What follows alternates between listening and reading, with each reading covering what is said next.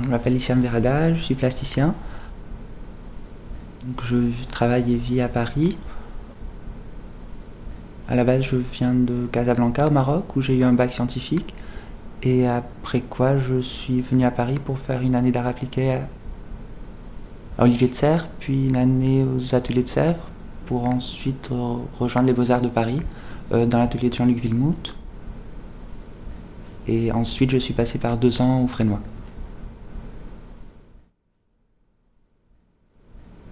À l'abbaye de Maubuisson, ce qui m'a tout de suite marqué, c'est surtout l'architecture du lieu, l'architecture intérieure. Le fait que chaque salle soit pour moi comme une sorte de petit monde, quasiment clos. Le lieu pousse au recueillement, à une sorte d'introspection. On se sent vraiment comme dans une bulle. Et c'est l'idée de présenter une autre bulle, elle aussi fermée sur elle-même, qui vit avec ses règles propres. Une sorte d'autre monde. L'exposition s'appelle 74 803 jours. Une des pièces présentées consiste en 2 morceaux de bronze qui vont s'oxyder très rapidement pendant l'exposition. Et c'est à peu près le temps que ces morceaux de bronze vont vivre pendant les 6 mois de durée d'exposition. En général, j'essaye de me positionner en tant qu'artiste comme uniquement une sorte de régisseur d'énergie, de partir du principe que toutes les formes, les principes qui peuvent générer des formes existent dans la nature, et donc en tant qu'artiste, être uniquement celui qui choisit des conditions pour que les formes puissent émerger. Pour les 3 pièces qui sont présentées à l'abbaye de Maubuisson, il n'y a pas vraiment de parcours, c'est comme 3 petits mondes séparés, autonomes, comme j'essaye de faire souvent dans mon travail. Ensuite, ils sont simplement liés par une sorte de questionnement commun qui est le temps, sous différentes formes.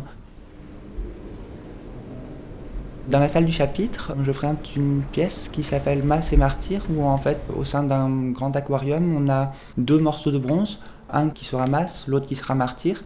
Un courant électrique circule entre ces 2 morceaux de bronze. Une des sculptures va s'oxyder en accéléré tout au long de l'exposition, pendant que l'autre en sera préservée. C'est une pièce qui est inspirée des chambres climatiques en laboratoire et qui permet souvent de faire vieillir des plastiques en accéléré, de façon à savoir ce qu'une matière deviendra dans 15, 20, 50 ans. Et donc c'est un peu ce même principe qu'on applique au bronze, à une matière qui a beaucoup été utilisée dans l'histoire de l'art. Donc on a ces sculptures qui sont en fait des sortes de concrétions naturelles faites en atelier. Et puis ensuite on utilise une méthode très ancienne du moulage à la cire perdue qui nous permet d'obtenir des positifs uniques en bronze. Et donc ce sont ces sculptures qui créent des brumes, des dégagements gazeux, qui font comme une sorte d'écosystème mort.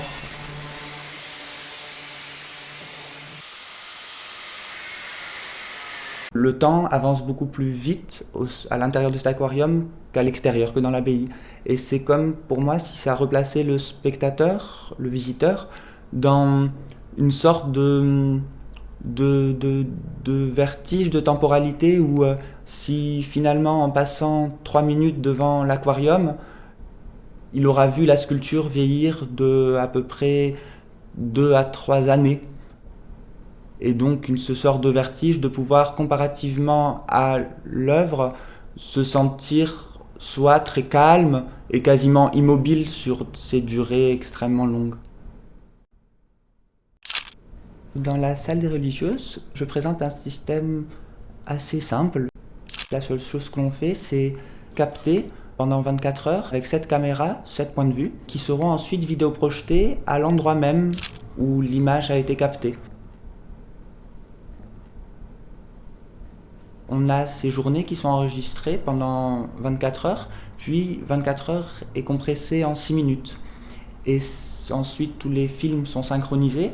Et donc, tout ce petit système fait simplement que le spectateur, en déambulant dans la salle, aura tout autour de lui exactement ce même lieu, filmé en accéléré, où on aura de lentes variations de lumière pendant 24 heures. Là aussi, comme un peu dans les 2 autres pièces, replacer le spectateur dans un temps, au même temps accéléré, mais relatif par rapport à lui, finalement très lent.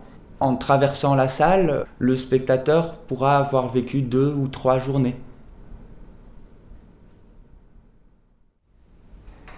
Dans la salle du parloir, j'ai essayé de donner forme à différents écrits que j'ai pu lire, où on décrivait une sorte de jardin paradisiaque, une sorte de jardin de l'au-delà, et toutes les descriptions qu'on peut trouver dans le Coran de jardins complètement inaltérables, auxquels finalement l'eau, les plantes ne subissent pas l'action du temps.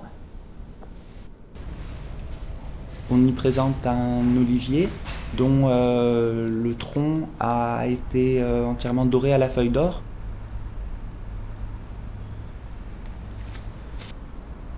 L'or est une des seules matières qui ne subit aucune oxydation. Elle a la propriété de pouvoir protéger complètement ce qui est en dessous.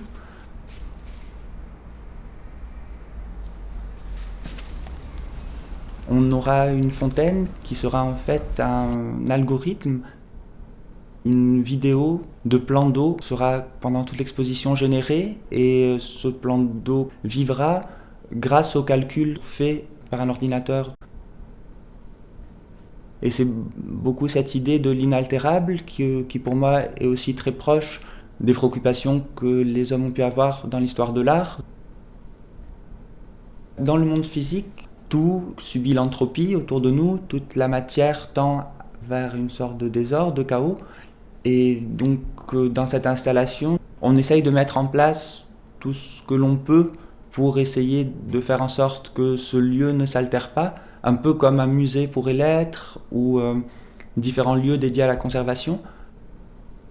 Sauf que là, on utilise des méthodes scientifiques, technologiques, qui sont l'utilisation de différentes températures de lumière pour la croissance des plantes, le renouvellement de l'air, du CO2, et ce contrôle de la température. On utilise des lampes UV de façon à ce qu'aucune bactérie ne puisse se développer à l'intérieur de cette enceinte. En fait, ces paramètres qui permettent à notre sorte de mini-musée de perdurer le plus longtemps possible.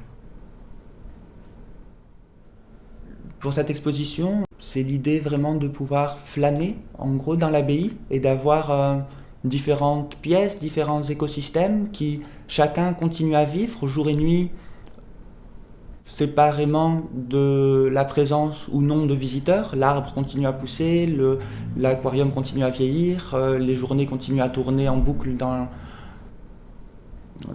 la pièce avec les écrans.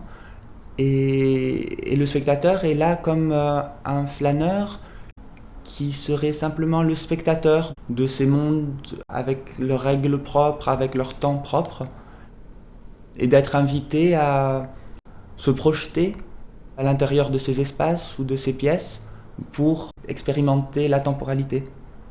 C'est vraiment une relation au lieu et au temps, essayer finalement presque de ressentir le temps de l'abbaye, sa temporalité, qui est au même temps accélérée, mais qui, pour moi, si un spectateur se retrouve face à quelque chose d'accéléré, et que dans une situation immobile qui place le spectateur dans une position, une attitude immobile, relativement, c'est comme si le spectateur expérimentait une sorte de méditation, où finalement c'est une sorte d'aide à la méditation. Rester 3 minutes devant l'aquarium qui vieillit en accéléré, c'est comme une aide pour finalement relativement comme si on avait réussi à rester pendant 10 jours ininterrompus à regarder cet aquarium et à se concentrer pour en voir les infimes petites variations, mouvements, oscillations.